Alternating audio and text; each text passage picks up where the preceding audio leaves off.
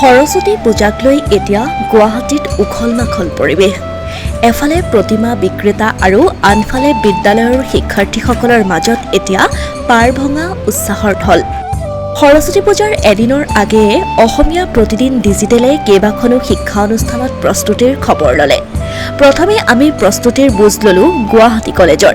হীৰক জয়ন্তী বৰ্ষত ভৰি দিয়া গুৱাহাটী কলেজত ছাত্ৰ একতা সভাই ধুমধামেৰে আয়োজন কৰিছে সৰস্বতী পূজা। সৰস্বতী পূজাৰ প্ৰস্তুতি খুব ধুনীয়াকৈ চলি আছে। ৰাতিপুৱাৰ পৰা কাম কাজ খুব ধুনীয়া কৰি হৈ আছে আৰু প্ৰত্যেক বছৰে আমি খুব ডাঙৰকৈ আমাৰ সৰস্বতী মাক আদৰণি জনোৱা হয় আৰু এইবাৰো জনোৱা হৈছে। এইবাৰ যিহেতু হীৰক জয়ন্তী বছৰ হয় আৰু খুব ভালকৈ পতা হৈছে আৰু অলপমান পিছতে আমাৰ পেণ্ডেল আৰম্ভ হৈ যাব আৰু গধূলি মূৰ্তি আনি আমি সকলো কাম সম্পূৰ্ণ কৰিম। এবাৰ কিবা হীৰক জয়ন্তী উপলক্ষে বিশেষ কিবা পদক্ষেপ লোৱা হৈছে নেকি সৰস্বতী পূজা বুলি? হয়, চাওক, আমি এইবাৰ হীৰক জয়ন্তী বুলি আচলতে অলপমান এইবোৰ ষ্টলবোৰ এনেকৈ দিয়া হৈছে, অলপমান তলত মানে ডেক'ৰেশ্যন কৰা হৈছে। আপোনালোকে চাব পাৰে পিছফালে আছে আৰু এইবাৰ অলপমান আৰু ডেক'ৰেশ্যনটো আৰু ভাল হ'ব। গেটখন আৰু অলপমান ভাল ডেক'ৰেশ্যন হ'ব, মেইন গেটত ডেক'ৰেশ্যন হ'ব, বেনাৰখন ভাল লগোৱা হ'ব আৰু সকলোকে আমি নিমন্ত্ৰণ জনাইছোঁ। অইন শিক্ষা অনুষ্ঠানতকৈ কিছু ব্যতিক্ৰমী প্ৰস্তুতি দেখা গ'ল অসম জাতীয় বিদ্যালয়ত। ভোগ বিতৰণৰ বাবে শিক্ষা অনুষ্ঠানখনে মাটিৰ পাত্ৰ ব্যৱহাৰ কৰা দিশটো খুবেই লক্ষণীয়। শিক্ষক আৰু শিক্ষাৰ্থীসকলে একেলগে সমানেই পূজাৰ প্ৰস্তুতিত ব্যস্ত হৈ থকা দেখা গ'ল অসম জাতীয় বিদ্যালয়ত। কাইলৈ শিক্ষাৰ্থী আৰু শিক্ষকসকলৰ লগতে অতিথিসকলক আপ্যায়নৰ বাবে আজিৰে পৰাই খাদ্য প্ৰকৰণত ব্যস্ত অসম জাতীয় বিদ্যালয়।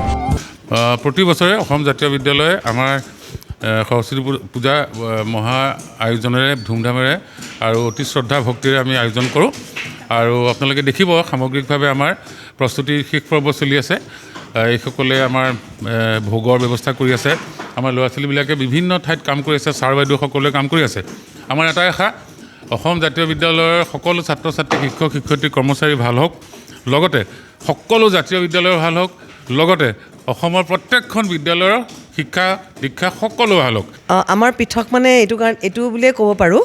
আচলতে আমাৰ মানে যিদিনাখন আমাৰ সৰস্বতী পূজা, সেইদিনাখন যিটো ভোগ, পূজাৰ ভোগ, সেই পূজাৰ ভোগটো প্ৰায় 4 সহস্ৰাধিক মানুহে মানে প্ৰায় 4,000মান মানুহে গ্ৰহণ কৰে আৰু সেইটো মানে আপোনালোকে নেদেখিলে বিশ্বাস কৰিব নোৱাৰে যে এটা কি সুপৰিকল্পিতভাৱে আমাৰ মানে সেই ভোগ বিতৰণটো হয়।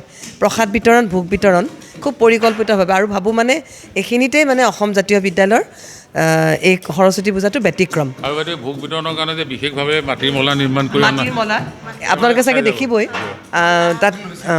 হয়, মাটিৰ মলা আৰু তাতে মানে পৰিকল্পিতভাৱে মানে খুব ধুনীয়া সুন্দৰকৈ মলাবোৰ পেলাব লাগিব। অভিভাৱকে বা আৰু বেলেগ অতিথিও আমি নিমন্ত্ৰণ কৰোঁ, তেওঁলোকে আহে। গতিকে তেনেকৈ প্ৰস্তুতি চলোৱা হৈছে আৰু আপোনালোকে হয়তো শুনি আচৰিতেই হ'ব যে আমাৰ 70-80 থালি ভোগ বনোৱা হয়। মানে থালিবোৰ মানে বেছ ডাঙৰ ডাঙৰ থালি আৰু কেতিয়াবা এনেকুৱাও হয় যে আমাৰ বিদ্যালয়ৰ শিক্ষক শিক্ষয়িত্ৰী, কৰ্মচাৰী, পৰিচালনা সমিতিৰ সন্মানীয় সদস্যসকলে খাবলৈ অতিৰিক্তভাৱে আমাৰ আকৌ 2 বজাত আকৌ বনাবলগীয়া হয়। তাৰমানে আমি আচলতে এইটো লৈ পেলাই আমি গৌৰৱ অনুভৱ কৰোঁ। ভালেই চলিছে। আপোনালোক সকলোকে নিমন্ত্ৰণ জনাইছোঁ আমাৰ স্কুললৈকে। আমাৰ সেইটোৱে বিশেষ, আমাৰ স্কুলৰ আগদিনাখন এনেকৈ প্ৰস্তুতি চলাই শিক্ষক শিক্ষয়িত্ৰীৰ লগতে আমাকো থাকি আমিও যাতে ভালকৈ থাকি পেলাই টিচাৰসকলক মানে হেৰি কৰিব পাৰোঁ, সহায় সহযোগিতা কৰিব। সেইটোৱে আপোনাৰ সকলোকে নিমন্ত্ৰণ জনালোঁ। অতিথিৰ কাৰণে ভালকৈ আয়োজন কৰি আছোঁ। আমাৰ লাগি দিছোঁ, কালি ভোগ আছে, প্ৰসাদ দিব, সেইবোৰ কামতো আমাৰ চব শিক্ষাৰ্থীসকলে চবে লাগি দিছে। আৰু যিহেতু অসম জাতীয় বিদ্যালয় এটা বহুত ডাঙৰ পৰিয়াল হয়, গতিকে সেই পৰিয়ালটোৰ সদস্য হ'ব পাৰে বহুত ভাল লাগে আৰু এই যি সদস্য হিচাপে আমি মানে এই পৰিয়ালটোৰ বিভিন্ন কামত সহায় কৰি দিছোঁ আৰু সেইটো মানে আমাৰ বাবে অতিকৈ ভাল লগা বস্তু। প্ৰস্তুতি ভালেই চলিছে, ৰাতিপুৱাৰ পৰা চলি আছে। শিক্ষক মণ্ডপ সজোৱাৰ পৰা গেটৰলৈকে সকলোবোৰ কাম হৈছে। এনেকৈ চব্জি কটা আপোনালোকে দেখিছেই, মটৰ আজিকালি সকলোবোৰ কাম চলি আছে, ভালকৈ চলিছে। ইফালে মহানগৰীৰ অনুৰাধাত প্ৰতিমা বিক্ৰেতাসকলৰো আনন্দৰ সীমা নাই। 200 প্ৰতিমা বিক্ৰী কৰাৰ বাবে অনা এইগৰাকী বিক্ৰেতাই আমাক মনৰ ভাৱ ব্যক্ত কৰিলে এইদৰে। বিলাক 2500 টকা।